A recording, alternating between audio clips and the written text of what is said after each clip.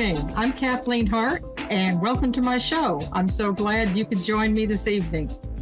Tonight, I want to talk to you a little bit more about being an empath and a psychic medium, and I have a little story to tell you. I was blessed several years ago to take a trip, and I'll tell you why this was special up front. As an empath, not only do you feel the energy of other people, feel emotions, you could feel the energy of places, buildings, landscapes. Certain places just feel so different. They feel much more energetic. They feel magical. Sacred places in particular have a very special feeling that I think anybody can pick up on. This little story has to do with a trip I was blessed to take several years ago with the family. It was a bucket list trip for us. We wanted to go to Ireland. I got to plan most of the itinerary. I asked the friends and family that was going to submit a list of places they would like to try to go while we were there. And I researched drive times and routes, places to stay, and kind of tried to string it all together in a pattern that made sense, something that was drivable in the time we were going to be there. So we had a good idea of what we might be able to accomplish. Well, while I was there, I wanted to see castles, both ruined and still in use. I wanted to see the ancient Celtic high crosses. They're beautiful. I wanted to see cathedrals and churches and abbeys and just all sorts of things, round towers, all the things I'd read about and seen pictures of, but had never actually been to see in person. Well, on this little trip, we went to Newgrange, which is an ancient passage tomb that I don't think anybody really knows the truth about how old it really is. It's maybe the age of the pyramids, maybe older. Nobody knows for sure. I don't think anybody knows for sure what it was used for. All I know is the energy there was incredible, and pictures taken there by friends and family. Got a picture of me and my now grown daughter, and I noticed that we looked different than everybody else in the picture. We looked overexposed, washed out, glowing white. That was not the only place that happened, but it was very interesting to see the pictures later and see how we could be standing next to someone who was a nice tan skin tone. And then there was my daughter and I looking very, very pale, very glowing, very interesting pictures. Maybe I'll get to share them with you later. But the next places we went, we just kept getting a recurring feeling of welcome back, welcome home. I can't describe it anything else than that. It was just a very warm, welcoming feeling that we got just from surroundings.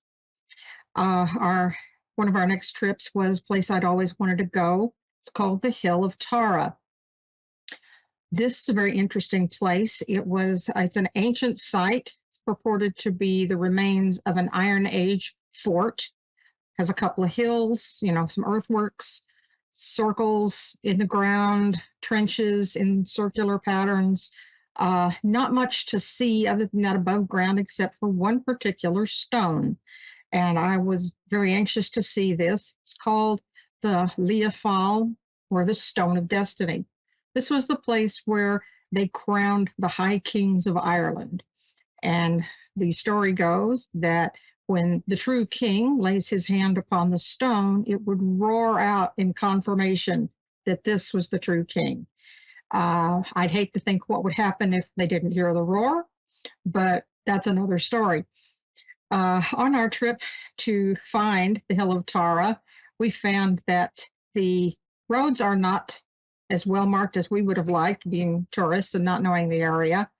If you get off the freeway, or what they call the motorway, it's not marked. Most of the streets, if they're not large streets, the ones have numbers, but the smaller streets are listed as Blacktop Road and Unnamed Road.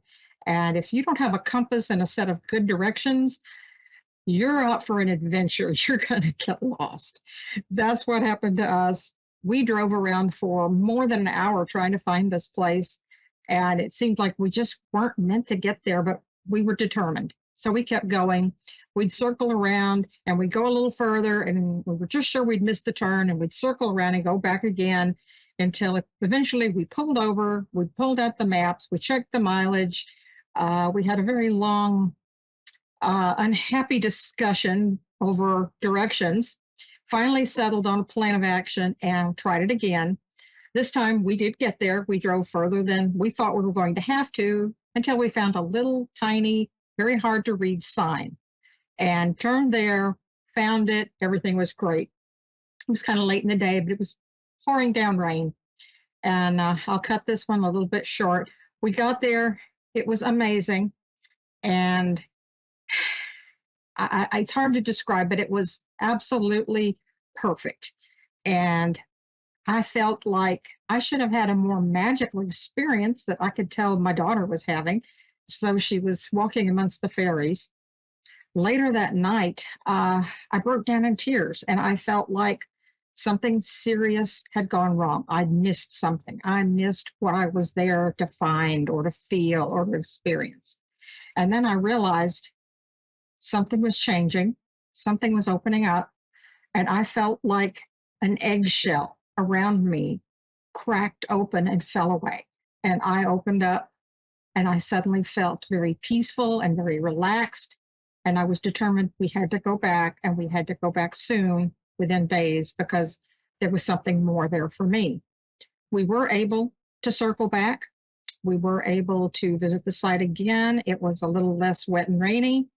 But when we got there, I wandered around. I walked up. I laid my hand on the stone of destiny, and I felt incredible. It was so peaceful, such a sense of openness and freedom and love. And I don't know what else. There's not words for the feeling, but it's like I was open and I got the healing that I needed. And it was exciting and mystical all at the same time. That's where my heart opened up. And that's where I'll leave you with that story. I see we have a caller. Paula, do you have a question for me tonight? Yes. I have a cross fiance. His name is David.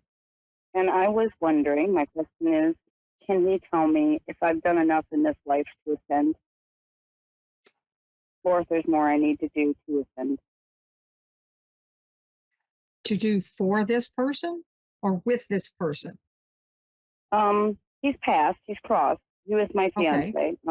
Okay. I wanted to hear from him originally, but I didn't know if I needed more to it, like a question. Well, I'm sorry to hear that, but this is, it was his time, and nothing more could be done. I think perhaps in a very short time we may not be able to connect with him, but I feel like there is a chance you will encounter him again, perhaps someplace you did not expect it. I would encourage you to get a longer reading, perhaps find a local medium. But I have a good feeling that he is nearby you very often, that perhaps there's something you may need to let go of. But other than that, he's at peace and he's concerned for you. Whatever this is. Yeah, I have a lot going on. Yeah, there's something you need to let go of that's holding you back. Once you do, I think you can open your heart to joy again. I think you will find new relationships, someone special, and it will be with his blessing. He's looking out for you, and he wants to see you happy. He doesn't want to see you waiting around trying to find some other type of resolution, because whether you hear from him or not, he is around you. I feel that he does send you signs. They're very subtle, but they're things that would mean something to you, but not necessarily anybody else. Does that make sense to you? Little things he might I've been so busy that I probably don't even notice them. My life is so cluttered. That's why I want to know if I was Yeah, what I'm done with hearing things, is or if I had more, but I don't want a relationship. simplify, and be mindful. Look for the small details.